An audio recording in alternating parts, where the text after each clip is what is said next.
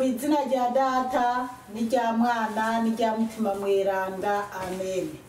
Bene wacu dusange ukwemera muri Yezu Kristu, ndabaramukije mw'izina rya Yezu Kristu. Nitugire Kristu, dusabikanye ijambo ry'Imana dusanga muri Bibliya mu gitabo c'Abanyaroma ku kigabane cyaho cy'indwi kuva ku karongo ka mbere gushika ku karongo k'indwi.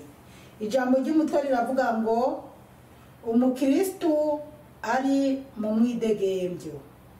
Mbega gabene wacu mbwiye abazi itegeko, murayobewe ko itegeko riganza umuntu igihe cyose akiriho. Umugore yabiriwe rero itegeko riramubohera ku mugabo mu gihe akiriho. Uwo mugabo apfuye, umugore aba abohowe kuri iryo tegeko ry'umugabo wiwe.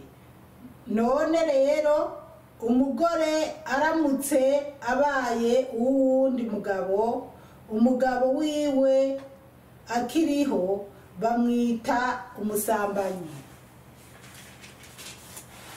Ariko umugabo wiwe apfuye, umugore aba akuweko iryo tegeko, ntaba abaye umusambanyi aramutse abaye uwundi mugabo.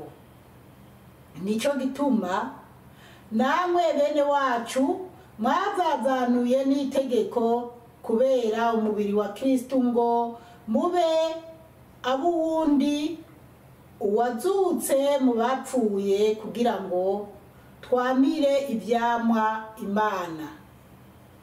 Nkako nanone tukiganzwa n'umubiri, ugutwagwa n'ibicumuro kwazanywe n'itegeko kwamye gukoresha ingingo zacu kugira ngo twamire ivyamwa urupfu. Ubuho twarakuweko iryo tegeko, kuko twavavanuye n'ivyari byaratugize imbohe, kugira ngo dushobore kuba abasuku mu buryo bushasha buva kuri mutima, atari mu buryo bwashaje buva ku vyanditse. Bene wacu muri Yezu Kristu, iri ni ijambo ry'Imana. Dushimiye Imana. Aleluya, amen. Aleluya, aleluya, amen, amen. Bene wacu muri Kristu Yezu, turi ku kigabane cy'indwi mu gitabo c'Abanyaroma, niho tugeze. Amajambo ari muri iki gisomwa arakomeye cyane. Ijambo ry'umutwe riratubwira ngo umukristu ari mu mwidegembyo. Akarongo ka mbere kakavuga ngo mbega gabene wacu mbwiye abazi itegeko. Aho Pawulo ariko arabwira abakristu bene wabo, canke se twese aratubwira, ariko ngo abazi itegeko, murayobewe ko itegeko riganza umuntu igihe cyose akiriho. Ngo itegeko riraganza umuntu, kandi uwo ari we wese igihe cyose atarapfa, igihe cyose akiri mu mubiri. Ukoze ikosa itegeko riragufata. Kabiri, umugore yabiriwe rero itegeko riramubohera ku mugabo mu gihe akiriho. Imana idutabare cyane. Aya majambo nasanzwe hasa abagore n'abagabo, abubatse Kristu. Aya mategeko, iki gisoma, reka dusubiremo.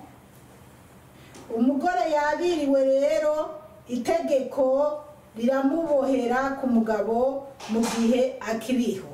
Ngo umugore yabiriwe, umukobwa agiye kurongorwa cyangwa umugore yabiriwe n'umugabo, ngo itegeko riramubohera kuguma ku mugabo wiwe, kugumana n'umugabo.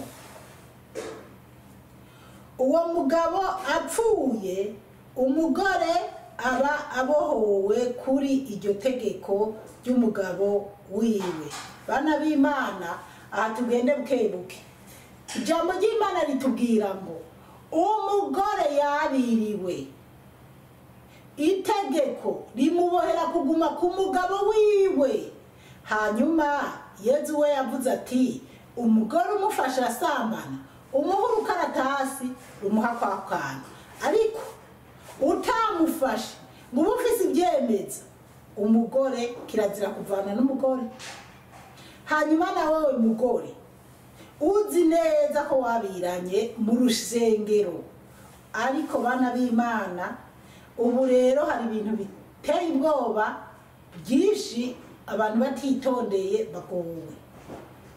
Burya hari abantu bagenda bari junditse Ekleziya Gatolika.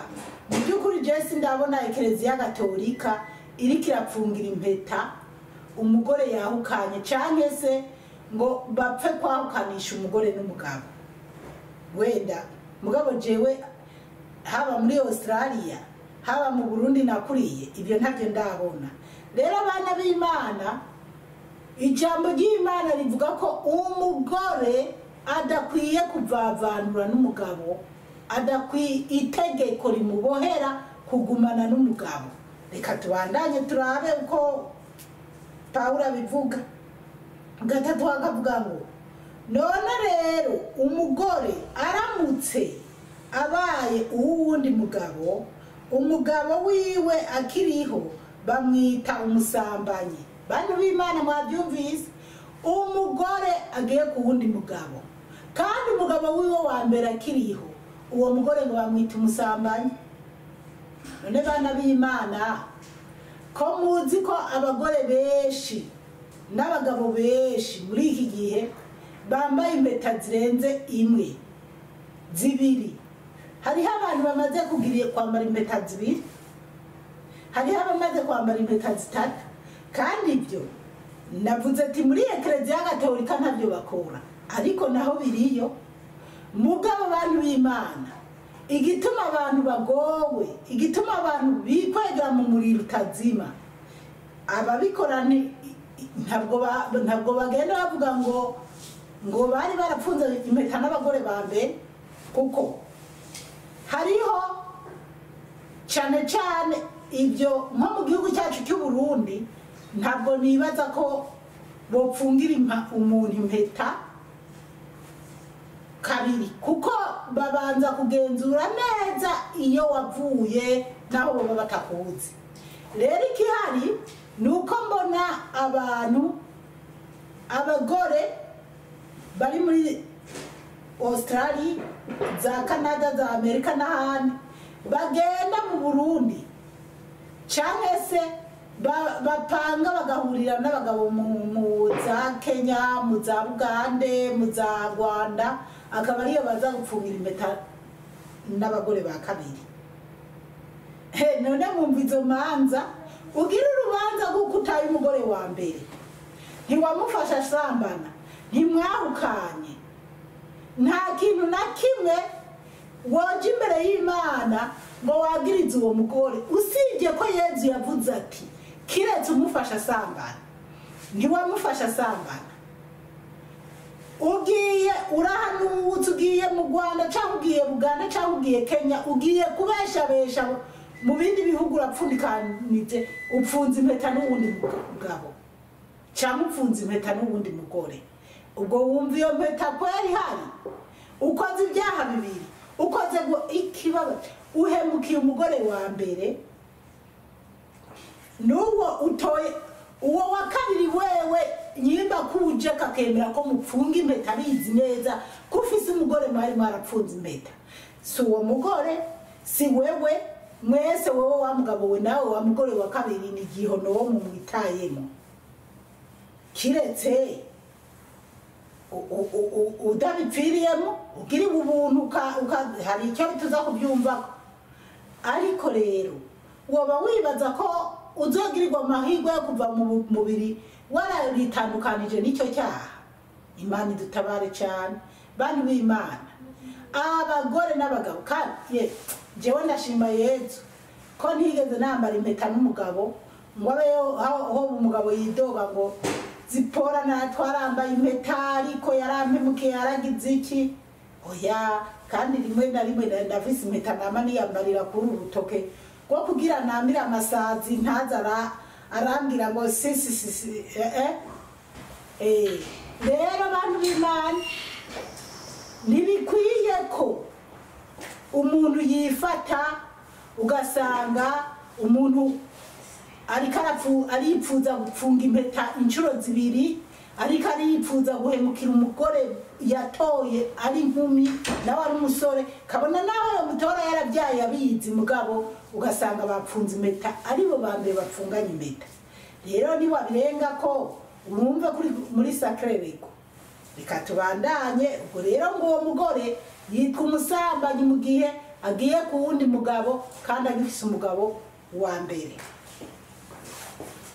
aba umusambanyi turacyabandanya ariko umugabo wiwe apfuye umugore aba akuwe ko iryo tegeko ntaba abaye umusambanyi aramutse abaye uwundi mugabo bantu b'Imana aha rero Bibiliya irarekura ikavuga ati umugabo aramutse apfuye umugore aremerewe gushaka uwundi mugabo uwo mugore ntaba akitwa umusambanyi niyo kwitwa umusambanyi rero hariho abagabo batora abagore bagapfunga impeta nyuma babaharika umugore wa kabiri akitwa umusambanyi kubera ko urumva we ntawe banditse imbere y'Imana na Yezu yarabivuze ko ngo kiretse bari babanye arabasambanyi nuko ntabiteguye tuba twateguranye iki gisomo hakiri kare ngo kiretse bari babanye arabasambanyi rero hariho abo bake babaho byama bishika ugasanga umugore wa mbere arapfuye ugaca usanga umugabo apfunze impeta n'uwa kabiri aho rero wa wundi wa kabiri abagiriwe amahirwe none bishitse wowe mugore wa kabiri ugatanga gupfa umugore wa mbere wo mu mpeta wumva wocu bigenza gute ucuja muri gihonomu nukuri nubwo hari igihe mvuga ubutumwa bamwe bakanyijundika nukuri ni wowe uri ku mugabo yapfunze impeta ijambo ry'Imana iyo pasiteri canke padiri ariko araraganisha umugabo n'umugore yamaheza impeta bazambikanye avuga ati ikimana yifatanirije ntihakagire umuntu agitandukanye mu by'ukuri wowe mugore wubahutse gushaka umugabo uzi neza ko afise umugore bambaye impeta ni wowe ugiye gusambura kya kintu Imana yafatanije rero ni wowe ugiye kugisambura birashoboka ntigisambuke bakagumana umugabo akaba afise irari ryo kugira abagore babiri canke barenze babiri mugabo wewe wa kabiri canke wa gatatu canke wa kangahe wumva kuri umusambanyi Bibiliya niko ibivuga wumva kuri umusambanyi kandi wumva ko upfuye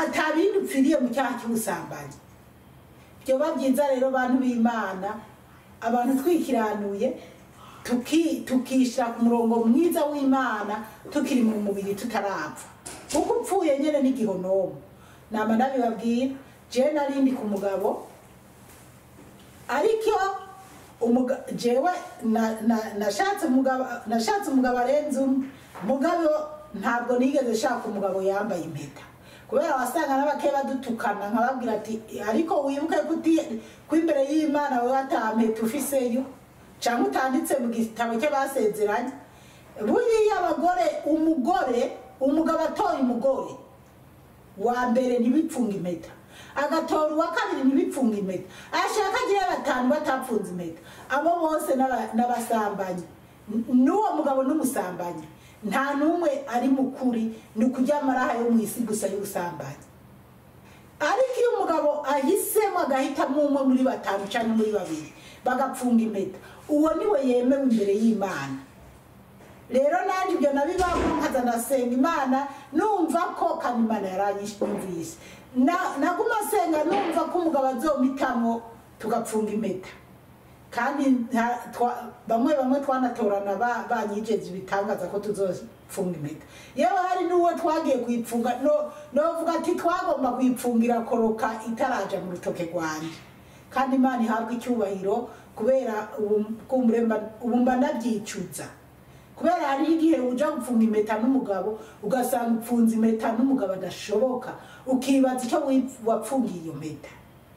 Bantu b'Imana rero nukuza turaraba ibyo tujamwo abo dupfunga impeta kandi ndashima ari abagabo usanga avuga ati je naho byomera gute sinomuha divorce n'abagore bavuga ati je naho byomera gute sinomuha divorce. Niko kuri bana b'Imana umugore utamufasha sambana ntuzomuhe divorce kuko imbere y'Imana nta divorce kubapfunza impeta muki Imana yafatanije ntakagira ugitandukanya. Niko kuri na wowe mugore ntugahe divorce umugabo mureke yigira ibyo yishakiye byose wowe ugumane n'Imana. Haleluya amen. Reka tubandanye ariko hasasa amajambo akomeye ndayatevye ko reka tuje kuri kane havuga ngo nico gituma namwe bene wacu mwavavanuye n'itegeko kubera umubiri wa Kristo ngo mube abuwundi uwazutse mu bapfuye kugira ngo twamire ivyamwa Imana. Haleluya amen. Paulo arabwira bene wabo canke aratubwira ngo nicyo gituma bene wacu abakristo twavavanuye n'igicumuro kubera Yesu Kristo yapfuye akazuka kugira ngo twamire ivyamwa vyiza Imana. Nta kuntu rero wowe uri umukristo ngo wirukane umugore wawe uzi ko mwapfunze impeta. Nta kuntu wowe uri umukristo ngo ucinye umugabo wawe uzi ko mwapfunze impeta. Abagore bamwe usanga bifitiye abahabara ku ruhande yewe bakavyara n'abana bataraba abagabo babo kandi bari bubatse Kristo. Ibyo by'imbere y'Imana mwebwe muzobisigura gute? Murabasambanyi bo mu rundi rwego n'Imana ntazimwe nizokwihanganira canke izobihanganira. Ndiko ndavuga ibyanditse muri Bibliya.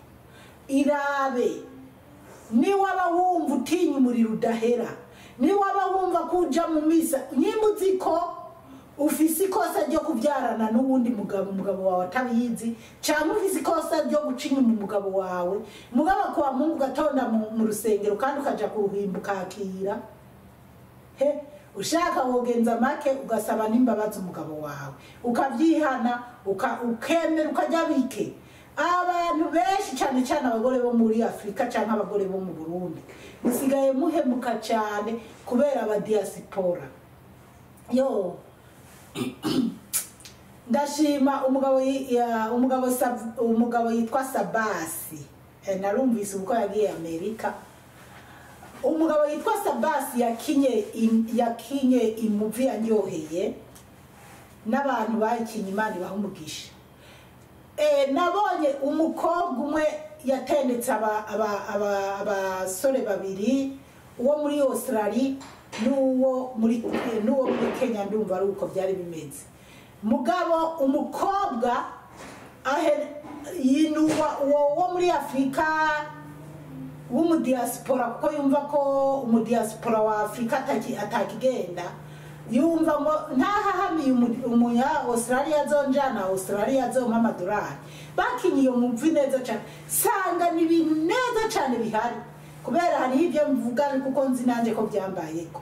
Rero abana b'Imana barundi yo namangagira abakobwa cyane cyane abari mu bisagara bya Bujumbura mu miji ibintu by'abadiaspora bitwa ngo n'abanya Australia abanyakanada abanyamerika abitwa ngo bari Burayi zamuragenda buke usibye agahinda n'imibabaro benshi bakuramo nta kindi pe.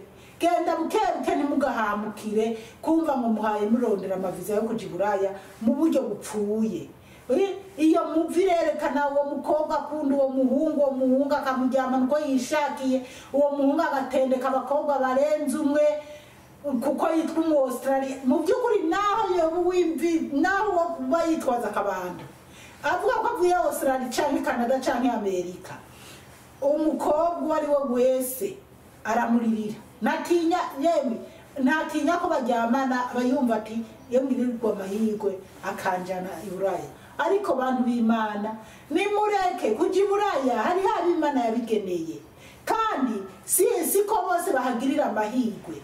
Ikiza kihari wogendera mu buntu bw'Imana udarinze gutibanga. Imana idutabare cyane. Ego reka twibandanirize kuri 5 bavuga ngo nkako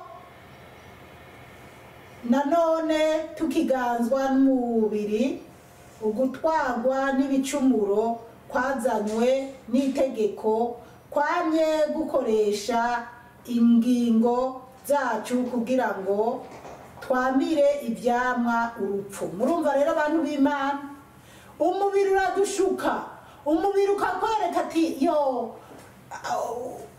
wige kwambara neza, ujya mu diaspora zoguha ibi n'ibi, ariko ngo uwo mubiri utujana mu rupfu.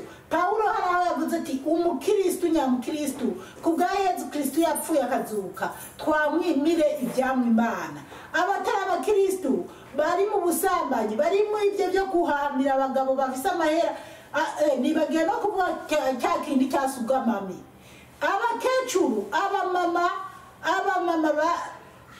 bangana nk'uku kwanje, jewe ndi mu myaka 50 mbere hafi 51, nkagenda kugira ndaba umusaza basitunganya imyaka, nkaca ndaba umwana umusore akiri muto angana nabo nabyaye canke ari musi y'imyaka y'umuhungu wanje. Bantu b'Imana, abo ni basukamami. Ibyo byose nukwamira urupfu, nukwamira ivyamwa shitani, kwamira ivyamwa icyaha cyo kikujana muri gihonobo. Imana iduhe gutahura cyane. Bagore bagenzi banje, nukuri tuze turaraba. Jewe Zipora amaze imyaka 11 nta mugabo ngira, kandi ndabirimo neza. Ndashima Yesu Kristo ko mbibayemo nihanganye, kandi nkaba ndamusaba kuzopfa atamugabo nongeye kuryamana nawe. Yazaza ndinde ntegera n'abazohava bafata ku ngufu kuko ibihe biragoye, ariko nziko ndinzwe na Yesu Kristo. Hanyuma irari ry'umubiri rinzana mu by'isi bitsindwe mu izina rya Yesu Kristo. Bana b'Imana rero dukunde Yesu, tumvirize izi impanuro Paulo aduha kugira tuze dutorane ubuzima budahera. Reka tuje kuri 6 bavuga ngo ubuho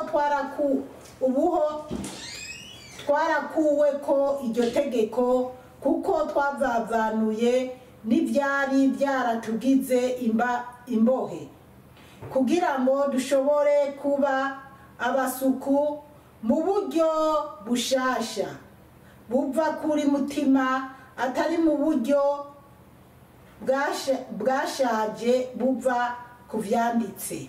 Bantu b'Imana rero ngo tugendere mu buryo bushasha, tugendere ku bya Yesu Kristo. Yesu yabambwe ku musaraba kugira duhebe ibyaha, tuwamire ivyamwa vyiza Imana, tureke kugengwa n'iryo tegeko ryo kuvuga ngo nubwo ndi umukristo mugabo.